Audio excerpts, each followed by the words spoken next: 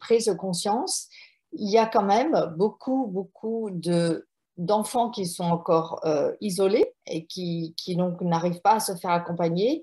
Et franchement, de parents qui en fait simplement ne s'autorisent pas peut-être d'intervenir parce qu'ils ne savent pas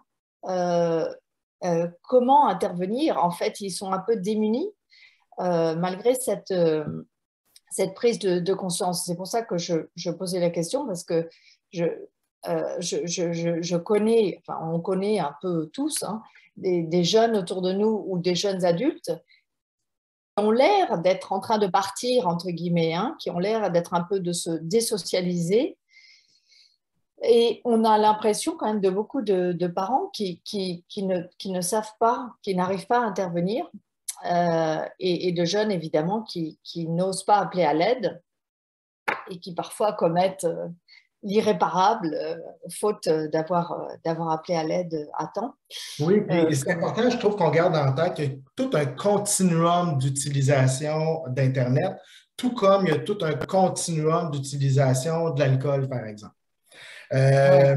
On peut avoir une situation où des adolescents, des jeunes adultes et même des adultes tout court ont une utilisation qui peut ne pas être optimale. Je suis désolé, je vous ai perdu complètement. Bon, voilà, vous êtes revenu. J'ai accroché la souris. Donc, qui peut ne pas être optimale, qui peut apporter des problèmes, sans qu'on en vienne à parler ni de cyberdépendance, ni d'utilisation problématique d'Internet, parce qu'elle ne répond pas à l'ensemble des critères qu'on a parlé tout à l'heure. Je peux avoir des pertes de contrôle momentanées.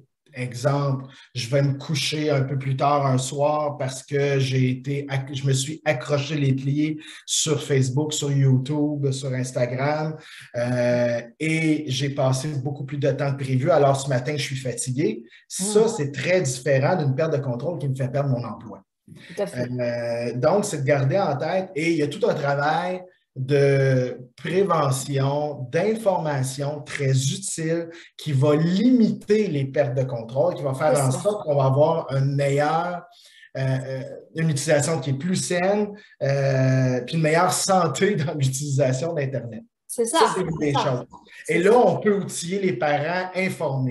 Par contre, quand un parent vit un contexte d'un adolescent qui, par exemple, a des enjeux complexes au niveau de la santé mentale, un trouble du spectre de l'autisme, une dépression, un trouble anxieux généralisé chez un adolescent, et que cet adolescent-là, avec le temps, avec le contexte social, a augmenté de façon très importante son utilisation jusqu'à une perte de contrôle.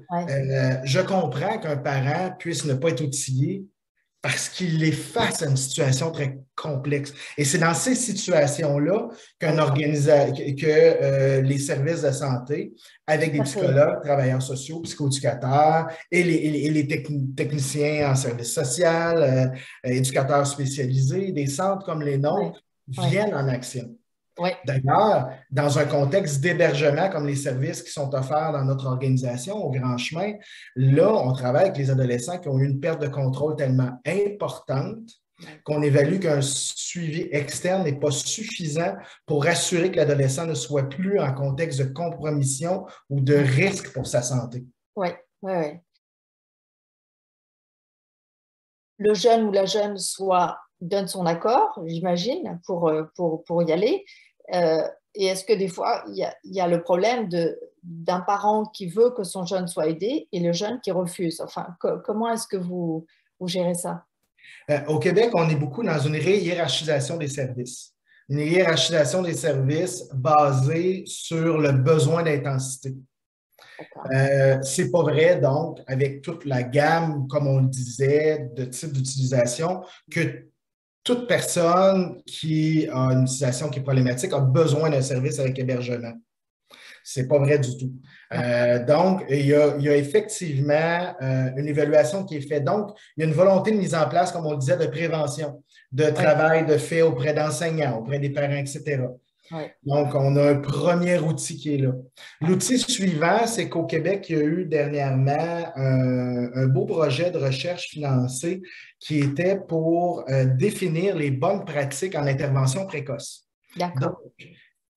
quelles seraient les bonnes façons pour un professionnel de la santé d'intervenir auprès d'une population qui a une utilisation à risque, Ouais. soit des drogues, soit d'Internet. Et Ouais. Internet a été ajouté aux études en dépendance. D'accord. Donc, ça a été inclus dans les pratiques à mettre en place. Et donc, il y a tout un projet de mise en place d'intervention au Québec, d'intervention précoce. Donc, des jeunes qui sont en difficulté, qui ont une utilisation qui est à risque, qui commencent et qui pourraient venir à une perte de contrôle plus importante, il y a une forme d'intervention qui est déjà présente. D'accord. À l'intérieur de ce mode d'intervention-là, on souhaite qu'il y ait du repérage qui soit fait et de la détection. Ouais. Donc, il y a même des outils de détection qui ont été définis. Pour ce qui est d'Internet, ça s'appelle le débat Internet, qui est bon pour les jeunes et les adultes. D'accord. C'est un outil validé D'accord. D'accord. OK. qui vient définir un niveau de problématique et qui est utilisé pour l'accès à des services spécialisés en dépendance. Et ça, ce serait fait comment? Enfin, comment est-ce que ce serait C'est administré? souhaitable que l'ensemble des intervenants psychosociaux en Hmm. santé mentale qui interviennent auprès d'une clientèle D'accord. adolescente, jeune D'accord. adulte, D'accord. connaissent ces outils-là puis sont en mesure de les passer. Bon, on parle d'un outil qui se passe en 15 minutes et qui demande peu de formation. D'accord. OK. Qui demande surtout une bonne connaissance du réseau dans lequel il intervient pour être en mesure de référer au bon endroit. D'accord. D'accord. OK. Et ça, c'est Et des outils qui existent. Il y en existe aussi au niveau de l'utilisation des substances psychotropes. oui. Il y a le DEPADO, il y a les débats adultes, débat alcool, débat drogue. Alors, le débat Internet est un outil du même acabit qui vient détecter un problème. D'accord. Une fois que ça c'est fait, eh Oui. bien, on passe en évaluation spécialisée.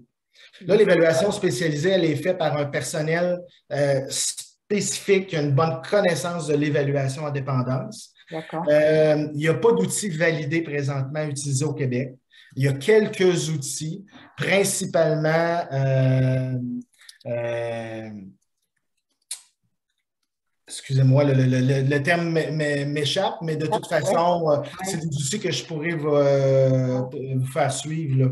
Ouais. Si c'est intéressant, par contre, ce sont des outils ça prend une formation professionnelle pour les Ben oui, outils oui, oui, et une oui, compétence en évaluation en dépendance. bien sûr. Mais il y a présentement un nouvel outil d'évaluation en dépendance au Québec qui est en développement, qui D'accord. va, lui, se baser sur des outils qui sont validés, donc à partir d'échelles et de comparaisons de percentiles avec le reste de la population, qui va permettre de bien définir le problème, parce que ce D'accord. qui est utile professionnellement, ce n'est pas juste de qualifier le type d'utilisation d'Internet qui est fait, mais de bien mesurer c'est quoi les impacts fonctionnels de cette utilisation-là et quels sont les impacts donc physiques, psychologiques, sociales. Et c'est utile de bien évaluer, mesurer chacune de ces sphères-là. Parce que mon plan d'intervention auprès de cet usager-là, il ne Oui. sera pas sur l'empêcher d'utiliser Internet.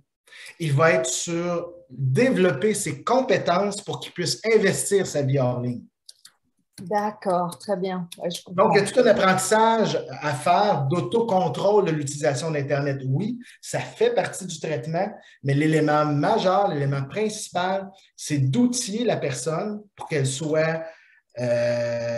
qu'elle se sente compétente, qu'elle ait des compétences, mais surtout qu'elle perçoive ses compétences pour faire face à sa vie hors ligne.